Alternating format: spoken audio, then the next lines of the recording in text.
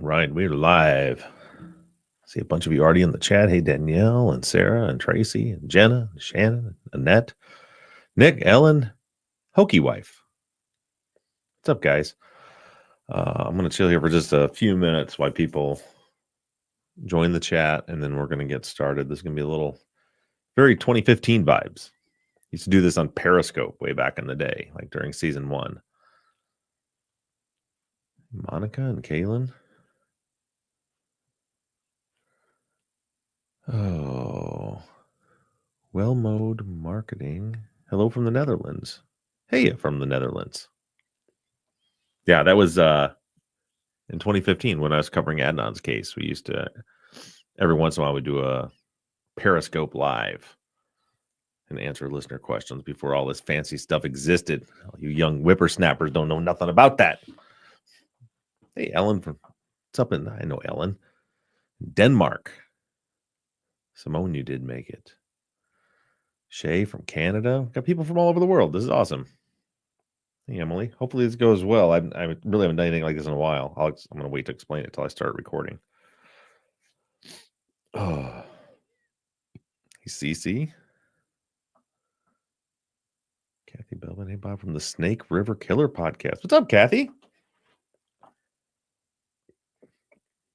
Sil from Arizona. What's up, Tony? He's bouncing through. Erica's from Southwest Michigan. She's in Omaha.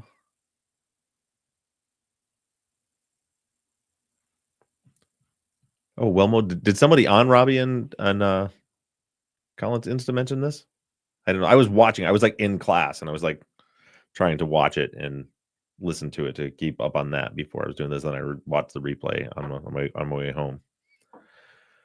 Oh, good. Hey, Raylene.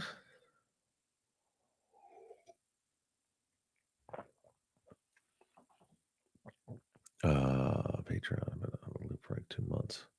Yeah, usually we do these type of live, especially with interviews, just for Patreon. There's a little early access for them, a little benefit they get for being on Patreon. But this one I wanted, I don't have anybody else here to talk to. I'm just kind of off the cuff going. I mean, I have a bunch of notes that I'm going to go through, and then, I want to get to as many people in chat as we could, so people have questions and things to add. They can do that. So I think we got about 60 people in here now. I think that's enough for us to go ahead and get this thing started.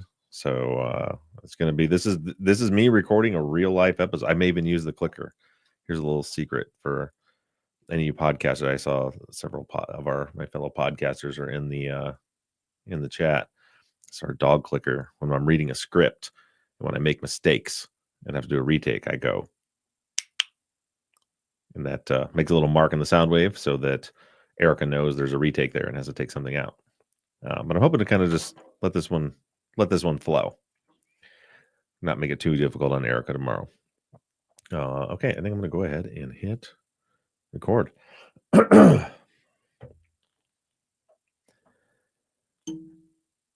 Hello, everybody, and welcome back to Truth and Justice. This is a different episode, different type of episode, and it's also not the episode that was planned for this week at all. Not even close to what was planned for this week.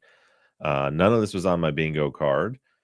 So before I get going with the rest of the intro, to let you guys know what's going on, if you didn't catch it live, I am recording this live on YouTube. So we got a bunch of people in the live chat. So I'll be referring to some of the questions and maybe some things they want to add from the chat.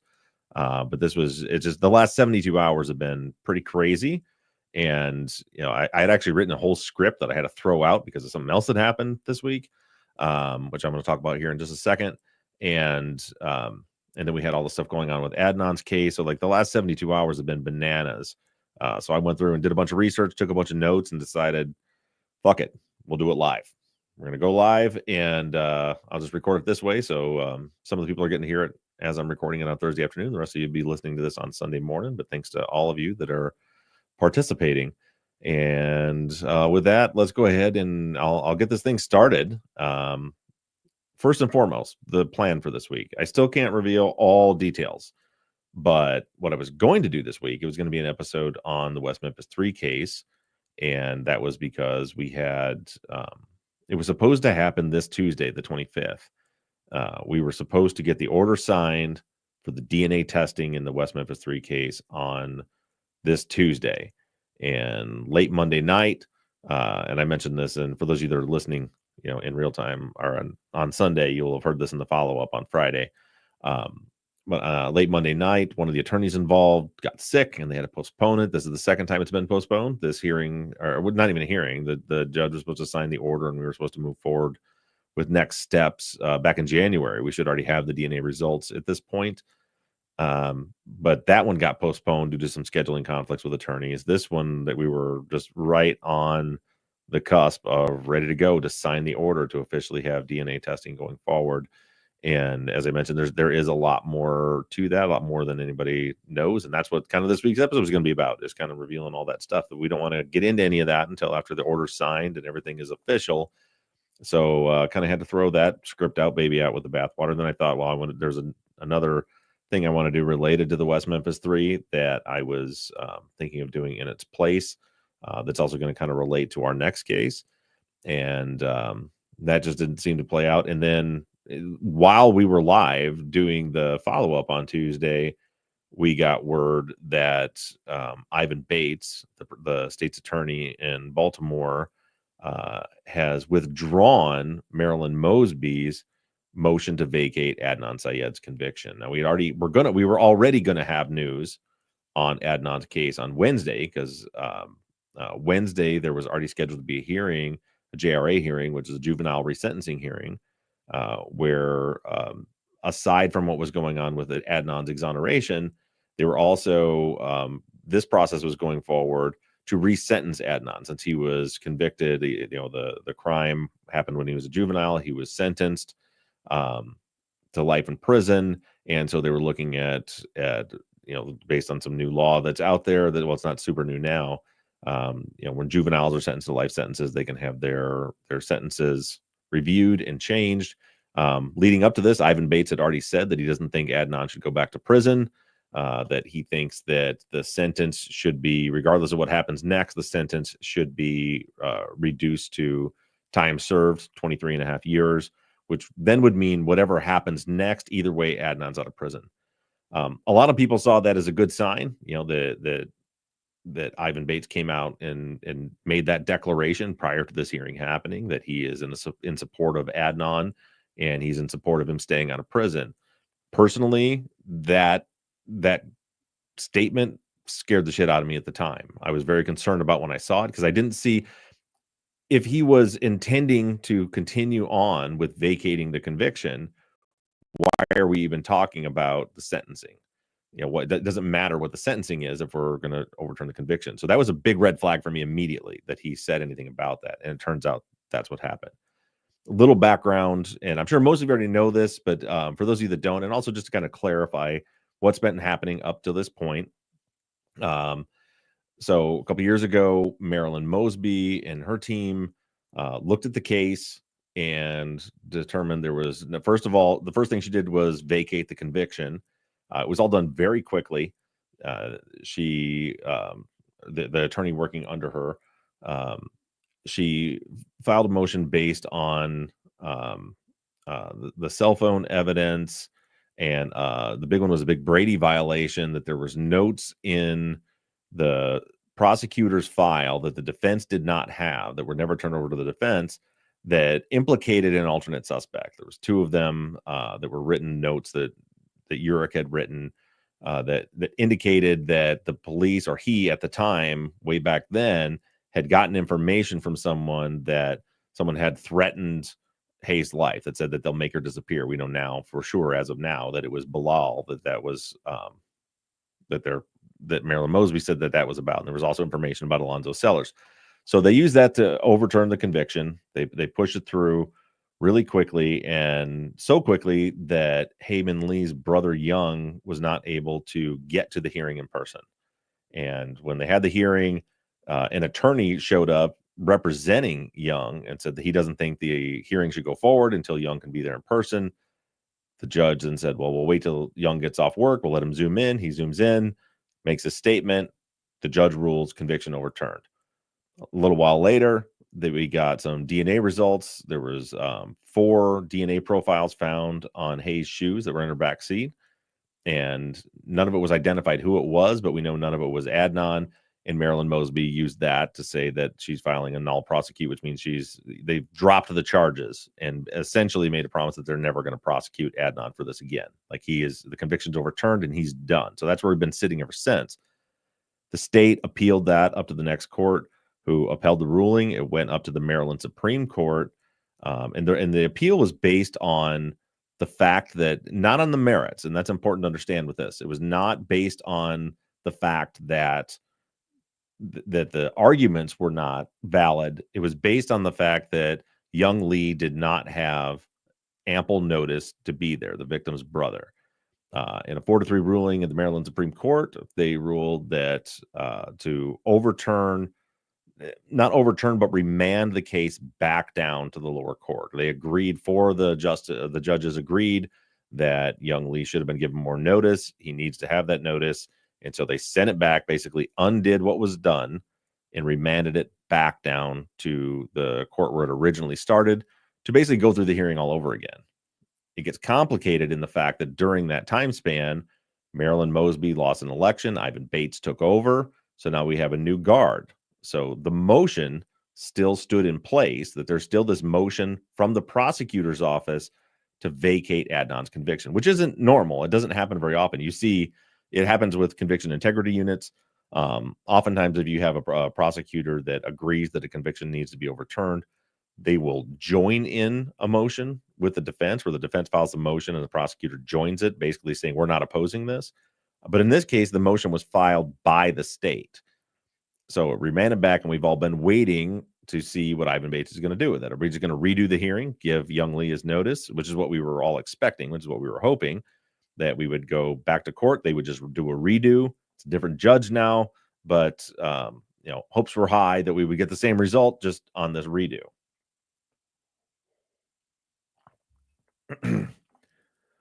But what has happened is Ivan Bates reviewed the motion to vacate, now that he's in office, reviewed the evidence that was used to justify the motion to vacate, and he came out on Tuesday and said he's withdrawing that motion. So you have two different people. You have Mosby that made the motion and Ivan Bates that withdrew it. But I understand if you take a step back, it's just that office is what it looks like. Is the state's attorney's office filed the motion, reconsidered, and said, now we're taking it off the table. We're not filing that. We're not supporting that motion anymore. We're dropping the motion to vacate the conviction. So that's just over. It's done. There is no current motion in place anymore that says that they're trying to vacate Adnan's conviction, which came as a shock to everybody, myself included, even though, as I said, I was not feeling great about the fact that he was talking about the juvenile resentencing. I did watch, and if you haven't seen it yet, if you go onto Rabia's Instagram today, which was Thursday, she did a live with Colin Miller where they talked about this stuff. And they also talked about the juvenile resentencing hearing that happened on Wednesday this week. They're the best source of information for that. I wasn't there. I watched it to get the information from them, so I could just kind of reiterate it back to you. That process seemed to go very well from Ivan Bates' side, and the defense side. It sounds like there's some concerns about the judge. So essentially, the defense came up. There's 11 points that they have to hit. I'm not going to reiterate all those. You can watch Rabia's live to get all that. But they went through point by point. Here's all the reasons why Adnan should have his sentence changed, basically be resentenced to time served, so that even though he's still a convicted murderer, he would be free and be guaranteed to be free for the rest of his life, and barring he doesn't commit another crime, or a crime, because as you know, I don't believe he committed this crime. So the defense did their thing, and then Ivan Bates, true to his word from what he had said a couple weeks ago, made the arguments for Adnan to be resentenced. And the arguments were pretty simple, other than the legal, the 11 legal points. It's it had nothing to do with whether or not he committed the crime. It was he was a juvenile when he did this, or dealing with impulse control issues with anybody that age, which is why the law exists. He's been an exemplary prisoner. He's never had any issues in prison. He's had 2 write-ups in his entire 23 and a half years in prison, and those were for a cell phone. He's never been in fights, gangs, none of that stuff. And then the big one is, too, and it's also, he has family connections and his faith and everything that he has going forward. He has a life outside of it. In Adnan's case, this becomes very unique because he's out. He's been out for 2 years, which is advantageous too, because the whole thing with this is what the judge really should be trying to assess is this person still a threat to society? Um, working under this works under the premise. So I'm not saying I believe Adnan's guilty, but it's working under the premise that he is guilty, that he committed this crime, he's been rehabilitated. And in this case, we're able to, and Ivan Bates did, as well as the defense, point to he's been out for 2 years. He's married. He has a job. He's been very successful. He's had no issues. So we've already gotten a 2-year look at what it looks like for Adnan Syed to be out in the free world. All of that went really well, but from what I understand from Robbie and Colin, other people that have reported on what went on there in that hearing, the judge, it concerns me. The judge did not seem to be buying it really. She when Ivan Bates mentioned that there were, with juveniles, we're talking about impulse control issues. She interrupted him, according to what Robbie has said, and to point out that this was premeditated murder. It wasn't an impulse type of decision. She really stressed the fact over and over that Adnan is a convicted murderer, that this was a heinous act on Heyman Lee, and that Adnan is not a victim, that Heyman Lee and her family are the victims here, and she needs to consider that. I'm hoping she rules with some, whether you believe Adnan's innocent or guilty, I don't know, but I don't see how anyone could really think Adnan is a violent threat to society at this point. So the big hope is with that the judge does go ahead and rule in favor to the resentencing, and then this is over for as far as Adnan being at risk at going back to prison or not. He'll still have to deal with the conviction. Who knows if he'll even continue to fight it from there. He did one thing that he did say that Robbie had talked about in her live is, if you've noticed, since Adnan's been out, he hasn't done any media. You haven't seen him on any interviews. You haven't seen him on Undisclosed. You haven't seen him on my show. You haven't seen him anywhere doing media. He's not writing a book. He's not doing any of that. All things that Robbie kind of encouraged him to do when he got out. And he said in the hearing that when he got out and he saw interviews with Hayes' family and read about how Hayes' family feels like they're being traumatized by Adnan being out, that it's just reopening this wound and it's hard on them that he's out of prison. He made the decision for their sake that he's not going to do any media, that he's not doing social media. He's not doing media. He's just out and he's living his life. But essentially, he doesn't want to throw that in the face of the victims' families because he knows that's hard on them. All things that I think really should lead to this sentence being resentenced, so that he just gets to be done and over with. Like I said, I'm concerned. The judge did say that she would rule faster than normal. It usually takes about 3 months, so hopefully faster than that we'll have a ruling. Robbie and Colin both said that they think that most likely she already knows what her ruling is going to be. She's probably already decided. She just has to write up the order because it has to be a written order. So as far as that's concerned, I think that's where we really need to be putting all of our hopes and prayers right now, that she rules to resentence him, and then that part of it's over, and we can kind of breathe and know that Adnan is going to be out and he's not going back to prison. Now, what I want to spend the majority of our time today talking about is Ivan Bates' withdrawal of the motion to vacate, because that's the big. It doesn't equal that this is over. The defense can still file a motion to vacate with their evidence. It's just we don't have the state doing it for us now at this point, and truthfully, I think it'll probably be pretty tough for this to come through from the defense side, with the state arguing against it. So what I'm going to do is I'm going to go through. I read through the order or the motion that I read through the executive summary, which you can find online easily, which is lays out everything that Ivan Bates argued. So I was going to go through the bullet points of that and the reasons why he said he dropped the motion. Now I'm going to be coming at this from trying to be a neutral perspective, because here's the thing. I don't like this any more than anybody else does. And I don't know what the motivation is There's a lot of speculation that's because of politics, and it probably is, but I don't know if everybody's really getting it right as far as how this affects the politics. Because for most of you that have followed this case know that Ivan Bates has been very public in the past and saying that he thinks Adnan's innocent, and he supports the conviction being thrown out.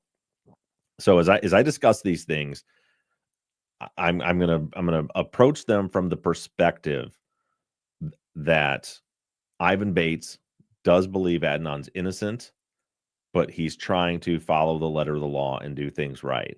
And I'm not saying that I know that to be the case. I just don't want to sit here and argue against this. I want to lay out the way he explained it, because the reason I say that is because if the way Ivan Bates laid this out, and if the things he put in this are accurate, then as much as I hate to say it, I can see where he's coming from. I can see why he feels like, and I guess the perspective that I think that someone who was, not biased, not doing anything wrong, but they're just trying to do their job the best way possible. I could see where someone could look at this and say, if a defense attorney filed this motion, it would lose. That's kind of the way I looked at it. Is what he's saying here, that this is not enough to overturn a conviction. The big thing that I want to point out, because there are other people, other content creators, people on social media that are going to say that because of this is Ivan Bates saying that he thinks that Adnan is guilty. And I want to make clear that is not at all what he's saying. He is not saying in this motion that he thinks Adnan is guilty. What he's saying is that he doesn't think that the evidence that was used in order to vacate the conviction was strong enough evidence to do so. That's what it says, and right or wrong. And it's Robbie had said something about how after the hearing, Lester Holt was interviewing Ivan Bates, and he asked him, if you had this case to try all over again right now, would you try it again? And he said, absolutely. And Robbie was kind of shocked by that. And when I heard that, I was too. I'm like, how could he say that? How could you, like, this case is ridiculous, especially meaning like trying it now means you're trying it with everything you know about Jay Wilds, everything he's lying about, a better understanding of the science. You have the DNA. There's so much more out there. All the stuff we know about Don is as a potential alternate suspect and his alibi problems. All these things are in there too. So it was kind of shocking to hear it. Robbie was shocked, but then I've taken this last hour and kind of digested a little bit and realized that obviously he said that. I think that he has to say that, if that makes sense, because from his position, if he were to stand up and say, no, I wouldn't try it again, well, then you're admitting to the public and to any defense attorney that's going to grab onto that later that you don't have a strong case here, which means you don't think that there's integrity in the conviction. So if he's not himself trying to vacate the conviction, if his position is to uphold the conviction, then there's no way he's going to say anything other than, yes, I absolutely would try this case again. But I did also love how Robbie had put it, and she said, let's do it. That's what we've been asking for. Try it again. Let us have a new trial.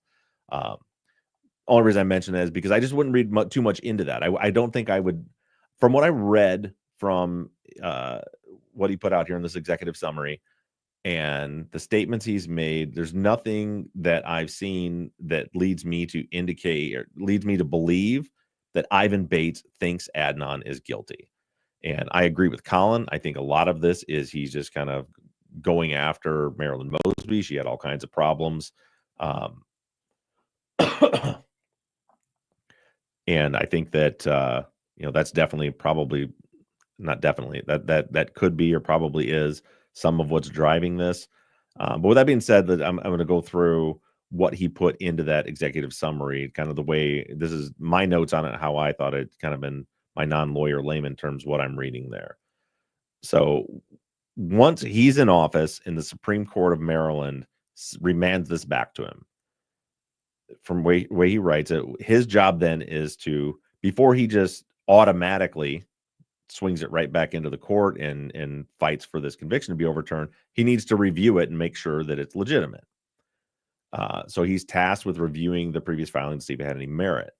He points right out in the first couple of pages of the summary that Marilyn Mosby refused to communicate with his office, which is problematic. I think a lot of the things you're going to hear up front, I think probably fed into this.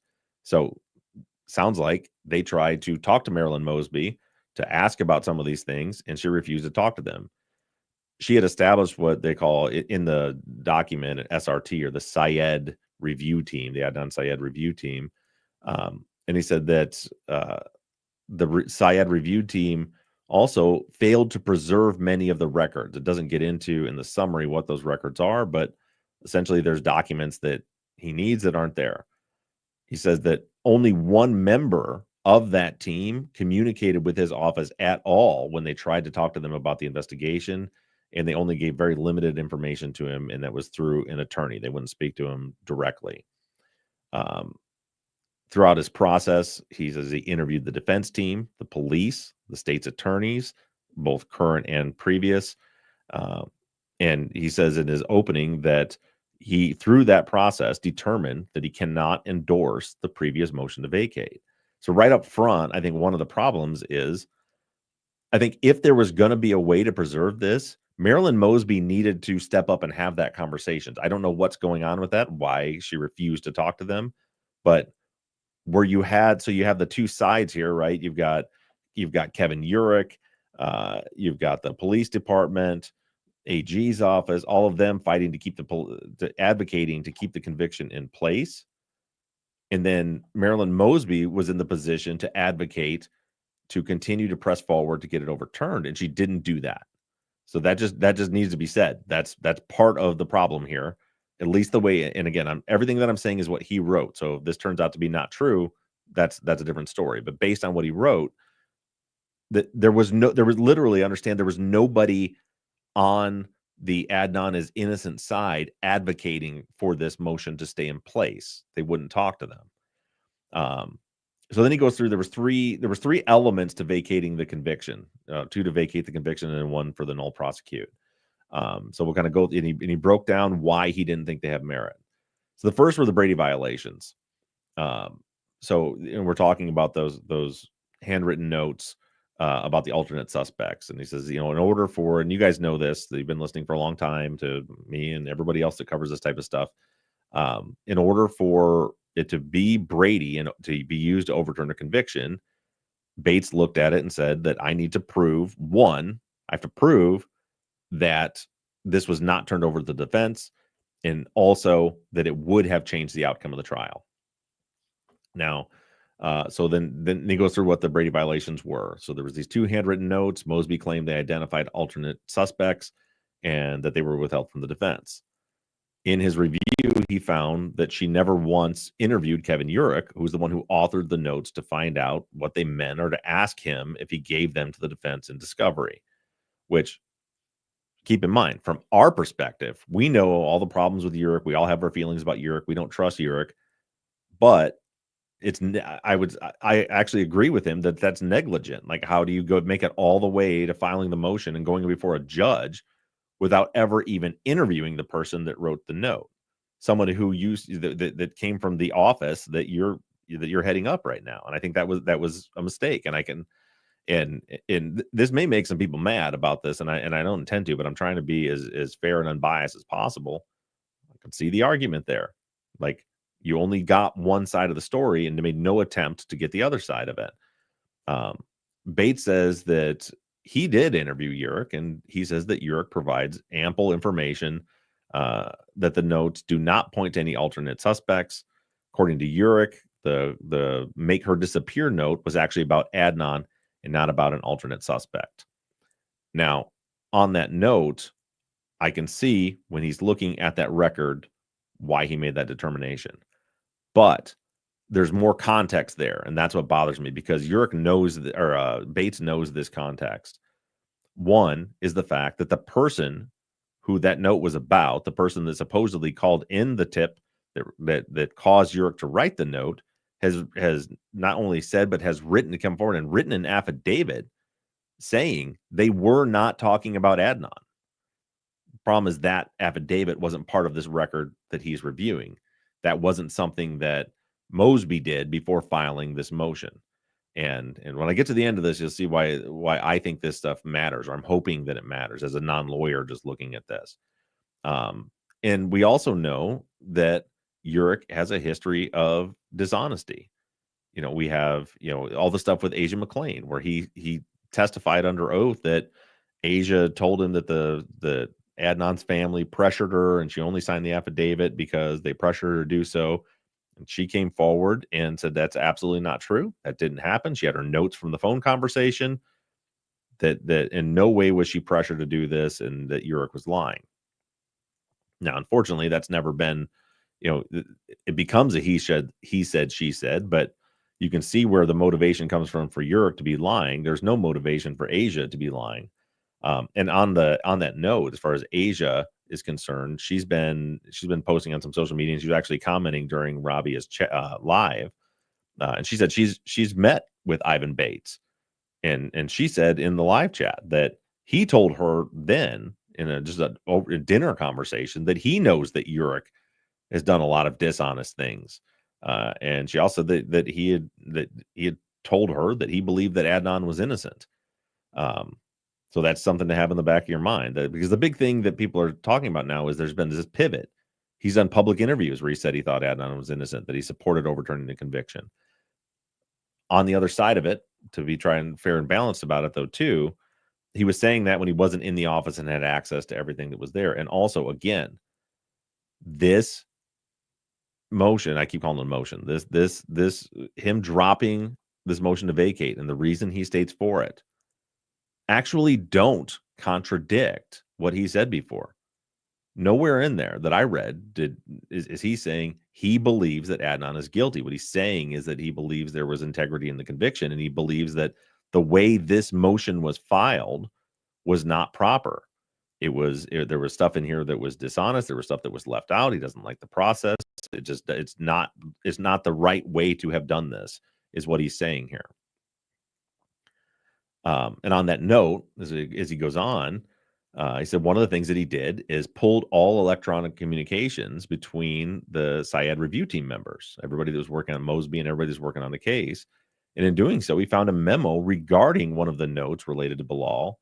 And he says that the memo said, quote, "I am not currently of the impression that Bilal made any threats in front of the witness," end quote.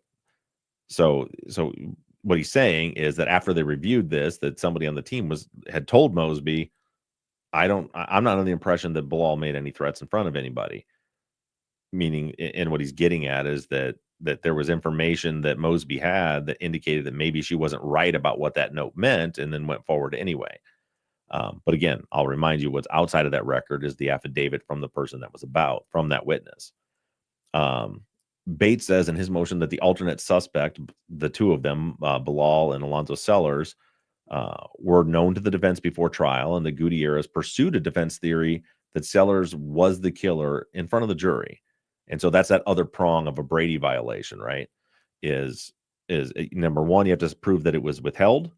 And then two, you have to prove that it would have made a difference in the trial, would have changed the outcome of the trial. And what he's saying is, even without that note, she already presented to the jury that Bilal was an alternate suspect. I disagree with that point. I think that's a weak argument that would have been destroyed in a hearing, because if you're already of the strategy that you're putting out in front of the jury that you think Bilal or Alon was it, or not Bilal, it was Sellers was the alternate suspect, and then you could have added to that, here's a tip that the police got about Sellers, then I think that, I would like to think it would at least have shifted the needle a little bit.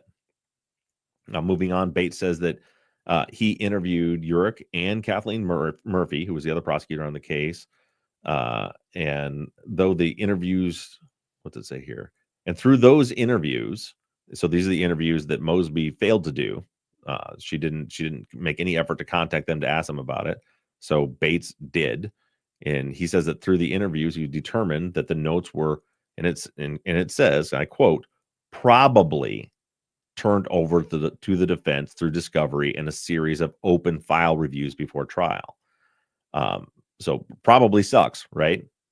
So he's saying that, there's a good chance, after talking to him, they're like, yeah, they probably were turned over. not only through discovery, but also they had these open file reviews where basically they lay out their whole file and the defense can come in and go through them. And it's something that prosecutors will do sometimes to make sure that there's no Brady violations in there. Like, here you go, you got everything. But probably sucks. But you have to remember that in this case, the burden is on what's normally the defense. In this case, it was Marilyn Mosby to prove. You have to prove that the documents were never turned over to the defense. And what he's saying is he talked to them and they said they probably were. So in his opinion, it was left as unproven. Bates says that the defense for this relied entirely on an interview with Adnan's current attorney to determine that the notes were not in the file. And then he goes on to cite some concerns about the chain of custody of the defense file. And he notes that it has changed hands several times, from the Attorney Grievance Commission to Rabia to Susan to Adnan's attorney, Justin Brown, and his current attorney, Erica Suter. So he said, and I'll quote it here. He states, quote, 25 years after the trial, it's impossible to rely on any representations of the status of the trial from 2000. This office can only presume that the note could have been in the file at one point and then lost or misplaced along the way. So, he's saying that, the file got passed around all over the place. And then 25 years later, whoever has it last says, hey, this thing's not in here. He says, the defense or Mosby didn't present evidence to prove that the document was never in the file. And he points out that even in her motion to vacate, Mosby even hedged about this, where she said that it's possible that Gutierrez had the notes, which she says would just shift the claim from ineffective assistance from Brady to ineffective assistance of counsel. So, that's hard to argue too, where Mosby in her filing said that there is a possibility that it wasn't in there. So by her own admission, again, according to what he's putting here, she's saying that there's a chance that it wasn't Brady. And she again, that was a hedge, because she said, but if Gutierrez did have it, then it was ineffective. She should have used it. But they didn't file an ineffective assistance of counsel claim, which again, and I keep stressing, I say this all the time, but I just want to make sure I'm not a lawyer. So some lawyer may come and tell me I'm completely wrong about this. But that, again, is a reason why he doesn't like this motion, because the motion didn't claim ineffective assistance of counsel. It just claimed that it was Brady, while noting that it might have been there. And if it was, then it would be ineffective. And Bates notes that this is indicative of the speculative nature of the alleged Brady violation. Now, for me, that's the whole thing on the Brady violations. On face value, and I'm saying on face value because I don't know if all of this is true, if all of this is accurate, but on face value, if this is the case, I can see why it would say this is not a proper reason to vacate the conviction. This would not hold up if a defense attorney made this argument and there was a state's attorney that was arguing against it. It would not overturn the conviction, is the way I'm reading it, where he's coming from with this.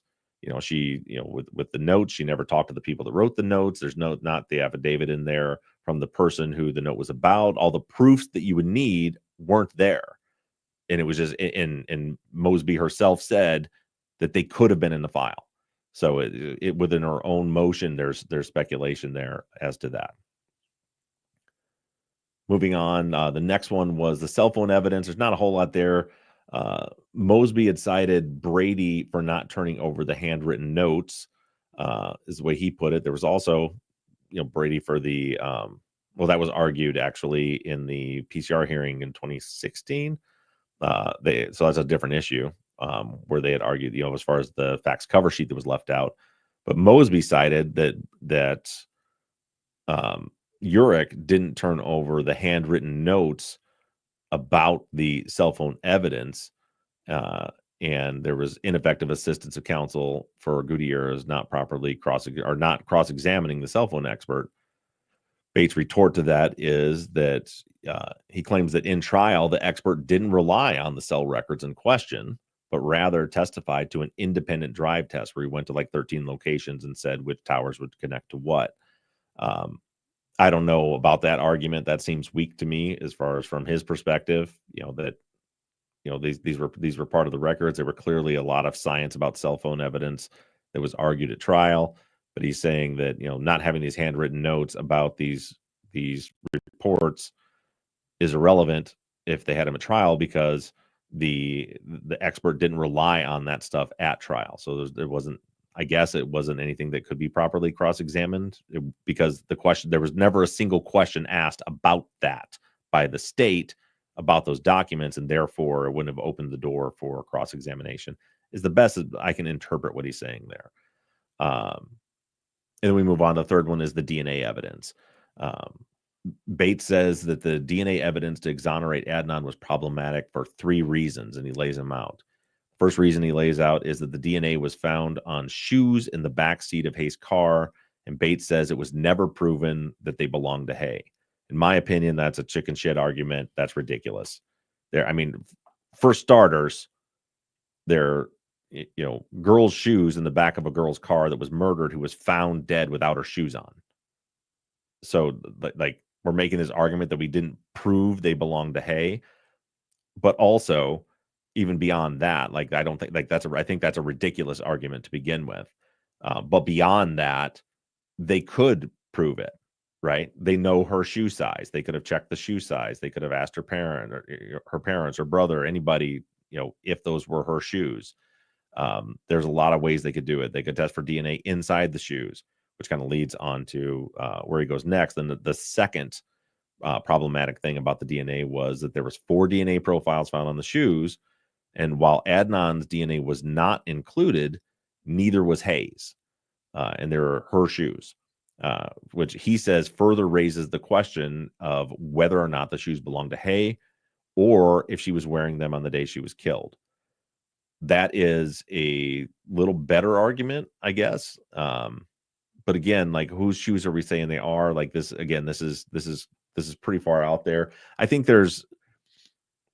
I don't know that finding DNA on shoes is enough to fully exonerate Adnan, but this argument is very weak, in my opinion. They're really leaning on these shoes didn't belong to Hay, which that wasn't proven, when there were certainly ways they could prove it. And his third point is that the DNA was found on the bottom of the shoes, which he says could have been transferred from anyone, which is true. You can pick up DNA transfer from anybody on the bottom of the shoes. But what I don't know is, was that the only place that was swapped? Did they swap, because they got the 4 profiles on the bottom of the shoe, and Hayes wasn't there, which you probably wouldn't expect him to be there, or her DNA to be there, or it's not unreasonable that they wouldn't be.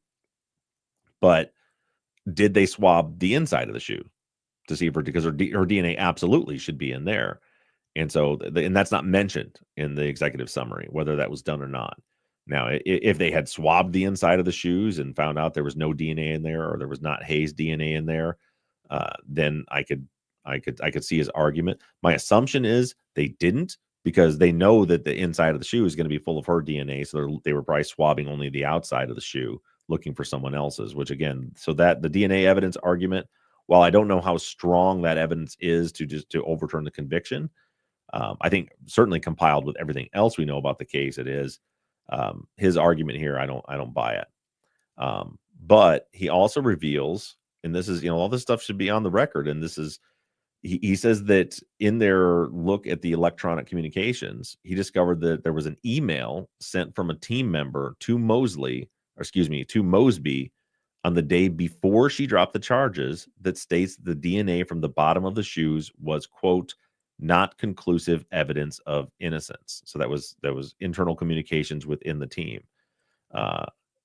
So she, the way he's painting this is Mosby gets they do the DNA testing. The people on her team that do the testing, whoever it is, emails her and says, this is not conclusive evidence of innocence by any means. And she goes ahead the next day and declares Adnan innocent and drops the charges afterwards.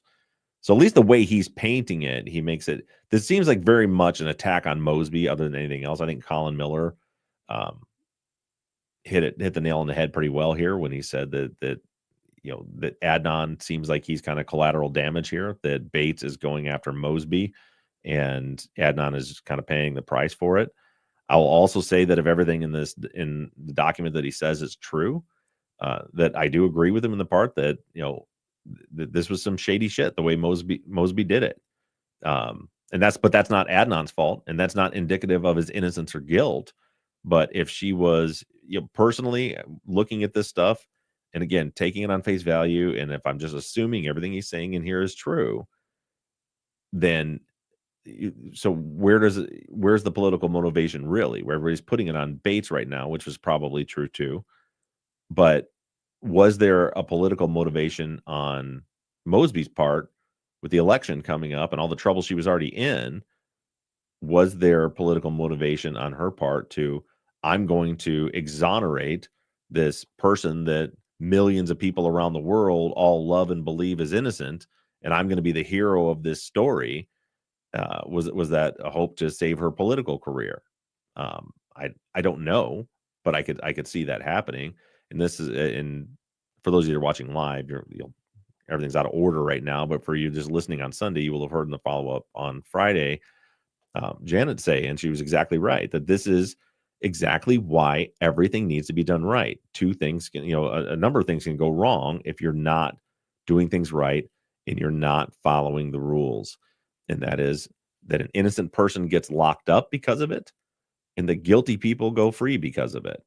It's never good. All of these things are easy to argue if everything is done properly, and it does not appear. And again, I want to preface this by saying everything in here could be bullshit. I don't know. I'm only reading what's in front of me. But it seems like from what everything's here that Mosby rushed the job. She didn't do her due diligence. And in part of that, you can see why, right? She had there was nobody to oppose her. She was the state asking to vacate a conviction. She wasn't writing a motion in a way that she could defend it because there was nobody to defend it against. All she had to do was present enough of an argument to a judge to get him to agree with her. And in most cases, when you have the prosecution and defense both coming together saying we don't think there's any integrity in this conviction, in most cases the judge is going to agree. They're not going to go against the prosecutor. So moving on, let me quote here. Bates says regarding the DNA, quote, unlike Miss Mosby, we cannot vacate this conviction based on the lack of Mr. Syed's DNA on the bottom of a pair of shoes found in the back seat of Miss Lee's car. I think that's oversimplifying it, but I think he makes his point pretty well that he's minimizing and saying like this. We find some DNA on a pair of shoes in the back of the car on the bottom of the shoe, and we're saying that proves he's innocent. I think there's a lot of other reasons, a lot of other ways to prove he's innocent. You guys have heard me do my how to prove Adnan's innocent in 30 days or less. Just based on a map and cell tower evidence alone, you can prove that it's impossible. It's impossible for Adnan to have been guilty. But I agree that just finding this DNA on the shoes doesn't prove it. So I can see the point there. I don't know that part of the problem with this for me that frustrates me is I don't know that the point needed to be made. Like this, right or wrong, like did this need to happen, or could we just have continued forward with the process? But at the same time, and the reason I'm trying to be as fair about this as possible is because ultimately what we're about is truth and justice, and the thing we've been fighting for all these years is for the players within the system to play by the rules and do things right. And even if it's an outcome that we don't like, I still can't sit back and endorse something not being done right. And so if these things are all true, then I can see the point. There is light at the end of the tunnel here, though. At the end, I'm getting to it. I want to read the final note, though, that was from that executive summary. It's really disappointing. Quote, as a final note, Ms. Mosby represented to the court that this was an open and ongoing investigation. This office's review of this matter has not revealed that there was ever an open investigation into any purported alternative suspects in the murder of Hae-Min Lee. Baltimore PD similarly reported that it did not have an active investigation, and this office will not ask for one to be opened. End quote. That's disappointing for me for two reasons. Obviously, I'm disappointed by the fact that Bates is saying that he's not going to ask for an investigation. but more so the fact that Mosby claimed to all of us that there was this active investigation going on, that her team was doing all this work to find justice for Heyman Lee, to find her killer. And if this is true, that she was lying to everybody, that there wasn't an active investigation, which leads me back to what I was saying earlier, is I think that there's a good chance this was politically motivated.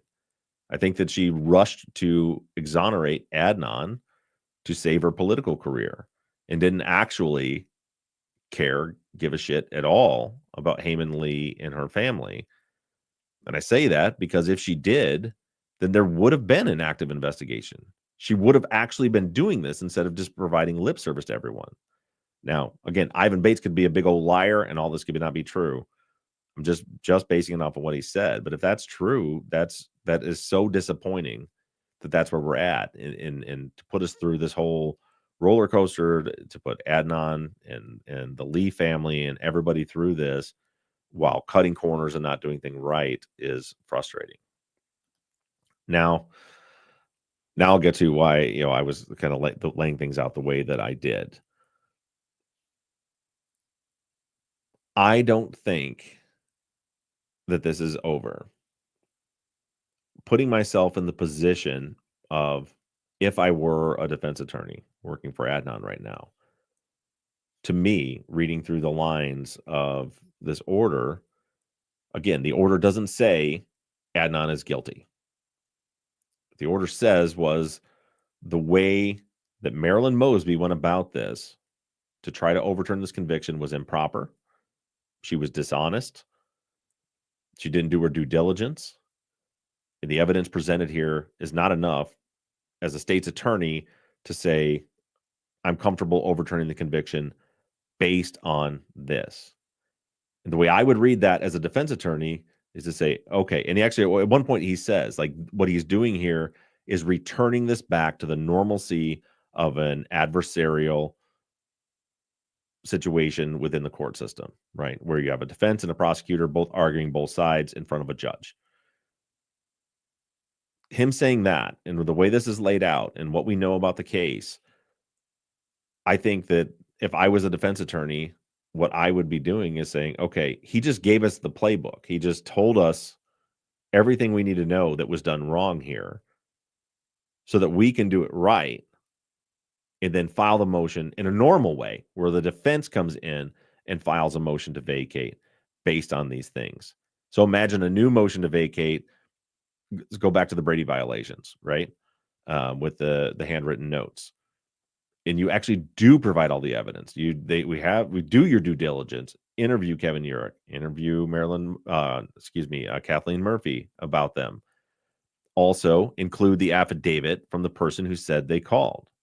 Include, if you can, again, not a lawyer, I don't know if you can, but include the evidence that's been presented in other situations where Kevin Urich has been found to be, or has been alleged to be being dishonest within this case. With the DNA, maybe try to push for more DNA testing. Find out, was there any more DNA done? Find out what size the shoes were. Find out if you can, because I think a lot of people's knee-jerk reactions are that they're hearing, well, you can't overturn the conviction on the DNA because we don't know that they're Hayes shoes. So screw you. What I hear when I read it is, the reason I can't do this is because we can't prove they're Hayes shoes. So maybe if you filed a motion where you did the work and did prove they were Hayes shoes, or at least present evidence that they were, then you might have something to work with, if that makes sense. So, and I don't know that this is Ivan Bates, hoping that happens. But I do think that all things considered to be true in this, that it was a fair decision. I don't like it. You don't like it. Most of the world doesn't like it. But I think that it was a fair decision, because if all that's true, then that's not the kind of motion you would expect to find that would actually overturn a conviction. So I think I would be taking that information as a playbook and say, okay, here's where the prosecutor found the holes, and he's now explained to everyone where all these holes are at. Because keep in mind, too, as far as I know, he didn't have to do that. It's his office, it's his motion. He literally, as far as I know, someone correct me if I'm wrong, could have just said, I'm withdrawing the motion to vacate, and that's it, and not said a fucking word about it. But he didn't. He laid out everything that he saw wrong with that motion. So these are all things that can now be corrected in a new motion by the defense. So this is not over. This doesn't have to be over. The defense now can go back to what would be a normal operating procedure, file their motion to vacate based on what is now new evidence. The DNA on the shoes is new evidence. It wasn't included in the PCR hearing.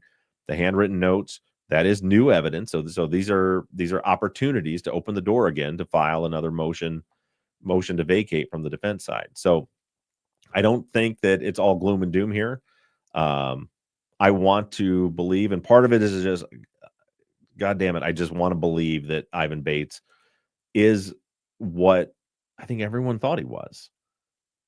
You know, I mean, Robbie had talked about it today. Like, she's met with him, she's talked to him, she helped campaign for him, and believes that he's a good guy, and he's an honest guy, and he's a law and order guy. And I think that the take on this, that I was wrong about him and he's an asshole, I don't know, but I want to believe that that's not the case.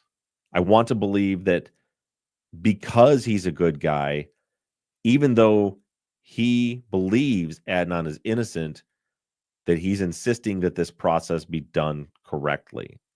That's what I am choosing to believe. I'm not saying that that is the case, because it really is, when you break it down, it's hard to argue with the arguments that he made there. So where does that leave us? It leaves us in kind of a scary spot. I'm less concerned about that and more concerned about the juvenile resentencing hearing that we just had yesterday. Like I said on the outset of this thing, I think that's where we need to be focusing.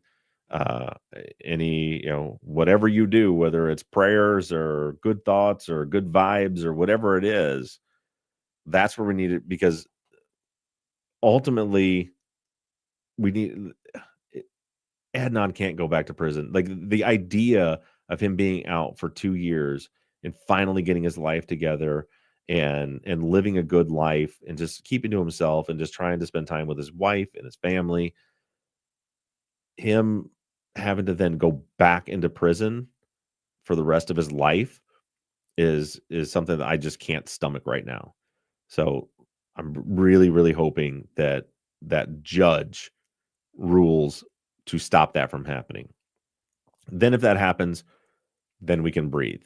And then it's up to Adnan. He, from what I understand, he, through his testimony or his statement that he made at the hearing yesterday, he cried through a lot of it. This has been really emotionally taxing on him. He's really exhausted by this, I think, as you would expect. And I wouldn't be surprised if the judge rules to resentence him to time served and this is over for him, if that's it, if he's just done, if he just says fine. He has this conviction on his record. He has millions of people around the world that believe he's innocent. Regardless of that, he has a great job. He's got a great family.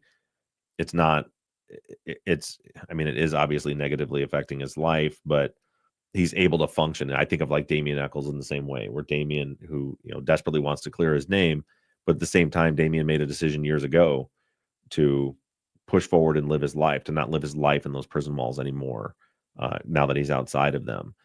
So I wouldn't be surprised, but also could be they could resentence him. He could stay home, and then his defense could go ahead and file this motion and try to get this conviction overturned. The other thing that could happen is the judge could send him back to prison, which is would be just absolutely devastating. But then the fight has to continue. It has to continue.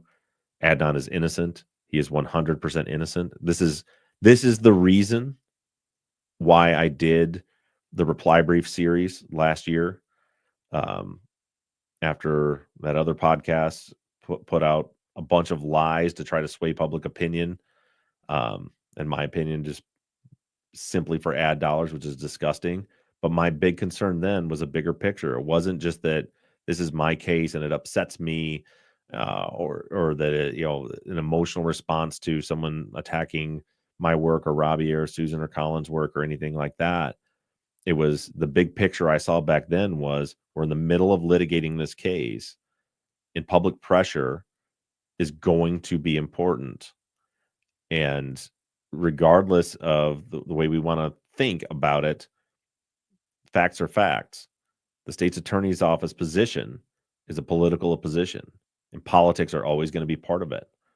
And when you have 99% of the people that file the case and are vocal about it screaming to let Adnan out, I think that it's a lot easier for the prosecutor to be open to doing that.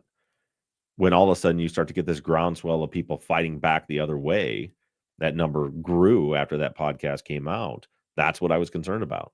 It's possible we wouldn't be in this position that we're in right now had that not been done. And that's the reason that I did it. So we've already been going for almost an hour, but I'll try to, if you guys have any questions in the chat, I'll try to answer a couple of questions from the chat, and then I'm going to cut this thing off. I had no idea how long this was going to take to get through it. Hope that made sense to you guys. Hope nobody's mad at me, but this is the way I feel about it.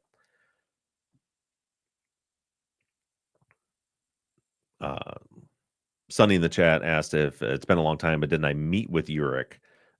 No, I did not. I met that was David Dobbs in Ed 8's case, different prosecutor.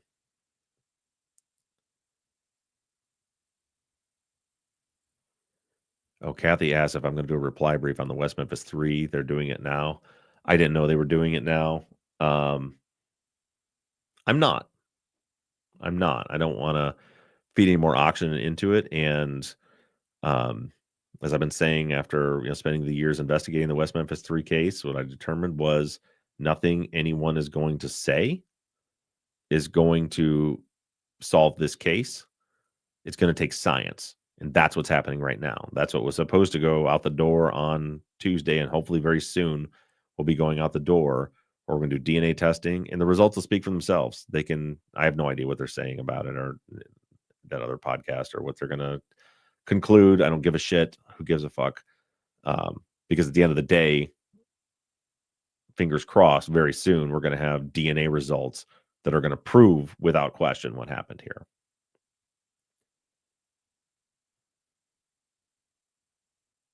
Jenna asked, do we think that Adnan's team could sue the state because it isn't legal for them to allow the victim's family to appeal the vacatur of his conviction? I don't think so. I again, that's a lawyer question. I don't know, but because they did. So the Hayes brother and his attorney spoke at the hearing for the resentencing yesterday, and of course they played a role to send this back down, and it was based on victims' rights. But I don't think that comes down to suing the state. I mean, it was decided by judges. It was a 4-3 margin that decided to send it back based on that. They cited case law the way they see it. That's their job, is to interpret the law.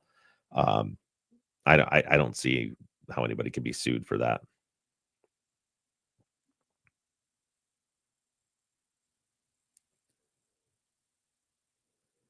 Lucy's asking what evidence is currently being tested. If you're talking about Adnan's case, nothing's being tested right now.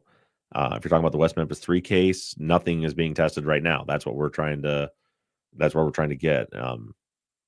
It seems all parties involved are on board with the testing. It just literally, we're at a point where the document has to go before a judge to sign off on it, and it's going out the door. And then I could share all those details with you about what's being tested.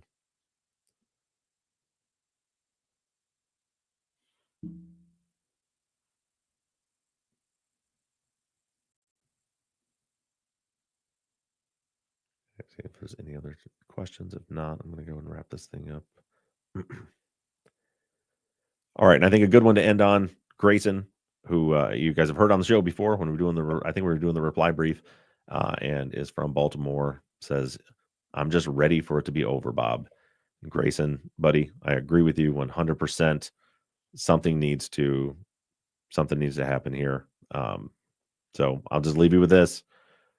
Pray or hope to whoever you pray or hope to that the judge rules to resentence Adnan to time served, and then at least we can all take a breath of fresh air and relax knowing that Adnan at least is home and the threat of going back to prison is finally behind him. And with that, guys, I'm going to go ahead and wrap this thing up. We can talk a lot more about it on the follow-up on we'll be recording live on Tuesday night. If you guys want to join on the YouTube chat, it'll be Tuesday night at 7 p.m. or 8 p.m. Eastern time. If you want to join the chat, and we'll have Eric will get a post up this week for anybody asking any questions.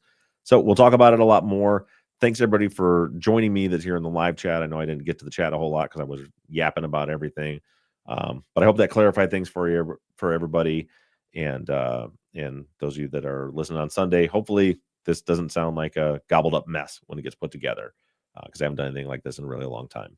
With that being said, we're going to let you guys go, and we'll talk to you guys next week. Love you guys. Bye.